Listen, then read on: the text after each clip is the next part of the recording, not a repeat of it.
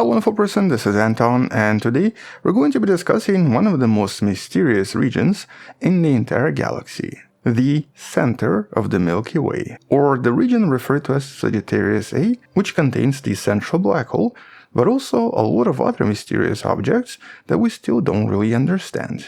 And while one of these objects was only discovered something like 5 years ago, and actually surprised a lot of scientists when it started doing something somewhat unusual. And so here, for several years, astronomers were actually puzzled by these very strange, chimera-like objects, referred to as G-objects. Something that seems to orbit the central black hole Sagittarius A star, and something that resembles a gas cloud, but also sometimes resembles a star. As in, for some reason, these objects seem to behave like both stars and massive clouds.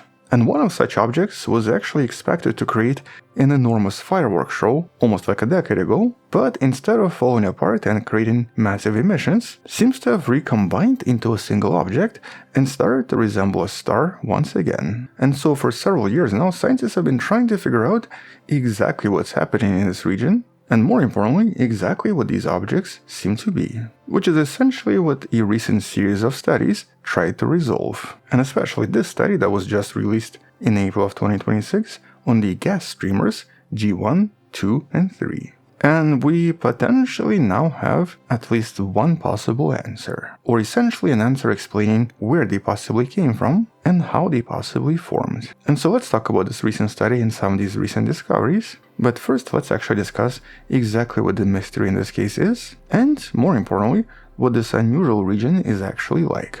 And that's because this region doesn't just contain the central black hole, but it also contains an enormous amount of other stuff that's constantly interacting with the center and is forming a lot of different types of emissions. As a matter of fact, there are quite a lot of different unusual stars here, including a lot of famous S stars, which represent some of the fastest moving objects in the entire galaxy, with some of these stars moving at thousands of kilometers per second, but also some other objects producing some other emissions, whose origin and whose nature is still unknown. But in the last 2 decades, there's this one mystery that was particularly interesting. So essentially these G objects, and the first one, G1, was actually discovered quite a long time ago. But it was really G2 in 2012 that kind of grabbed everyone's attention. And that's because here, back in 2012, it kind of made an extremely close approach to the central black hole and was expected to be completely torn apart, causing a massive flare and potentially a massive eruption, allowing scientists for the first time in history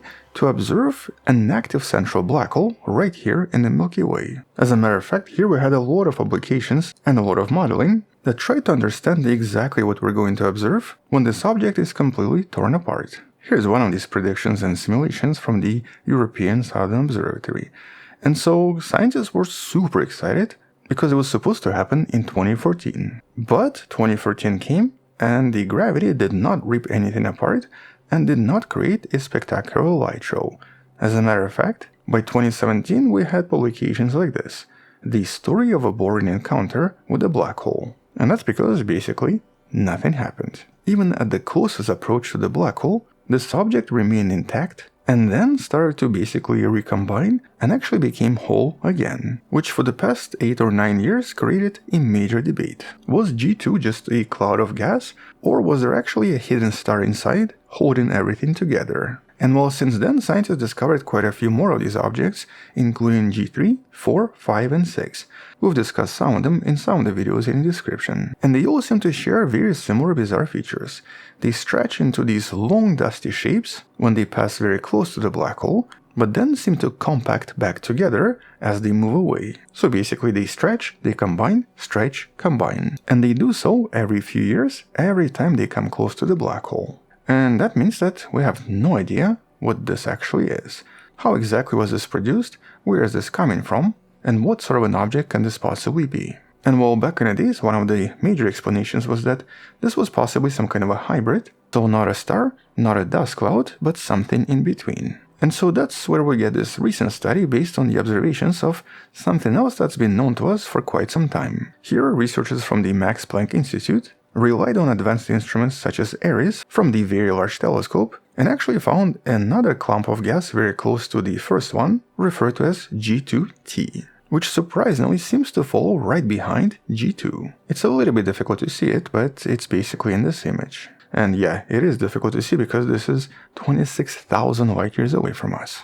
But what's really important here is that G1, G2, and this new G2T clumps all seem to be traveling on almost exactly same path. In other words, they have a very similar orbit, which is why scientists are referring to these as G123 streamers.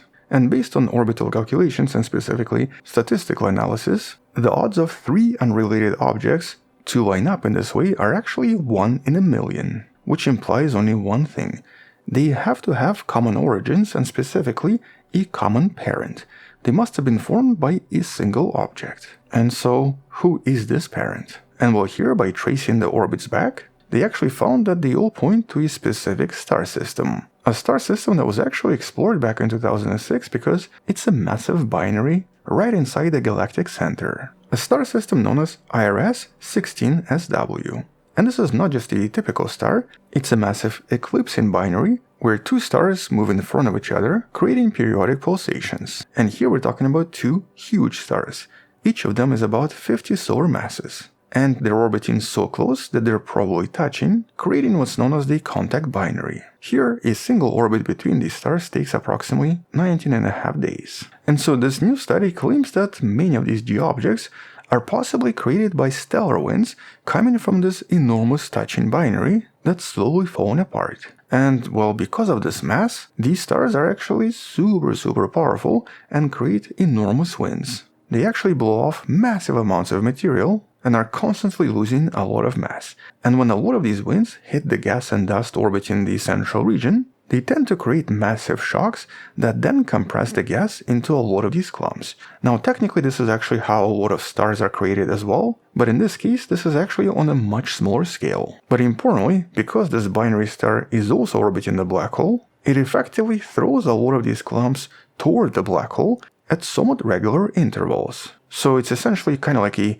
cosmic cannonball creator. It shoots off these massive amounts of gas toward the center with a somewhat regular pattern. And since this is only about 0.16 light years away from the central black hole, it potentially results in the formation of a lot of these objects that eventually cluster around the central black hole and result in these G-objects. Now, based on some of the previous analysis, we know that this is actually two Wolf-Rayet stars.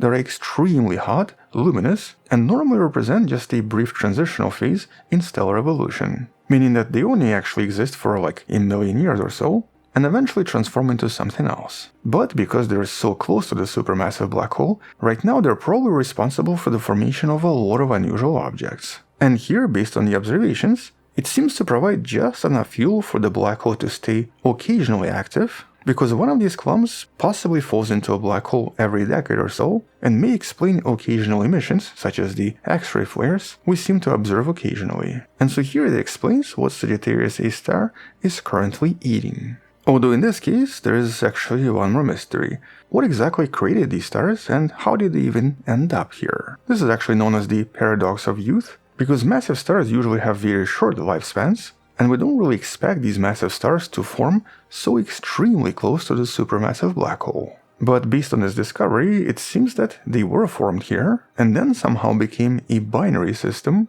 that's now creating all of these extra emissions. As a matter of fact, based on a lot of discoveries, this turns out to be one of the most massive binary star systems in the entire Milky Way. But when it comes to explaining these G-objects, this is obviously not the only proposition. A separate explanation we discussed not so long ago suggests that maybe some of these G-objects are just merged stars. And that's because black hole's gravity is so strong that it sometimes forces binary stars to merge into one, just like what's happening with IRS-16SW. And so here, a merger might create a huge cloud of dust that potentially stays around for a few million years. But, according to this recent study, having 3 such objects in a similar orbit is extremely unlikely. But either way, we basically have too many explanations. Either these are merged stars, or massive remains from a binary system that collided as a result of black hole's gravity, or, more likely, this is a gas streamer, initially formed as a clump coming from the very powerful Wolf-Rayet star known as IRS-16SW.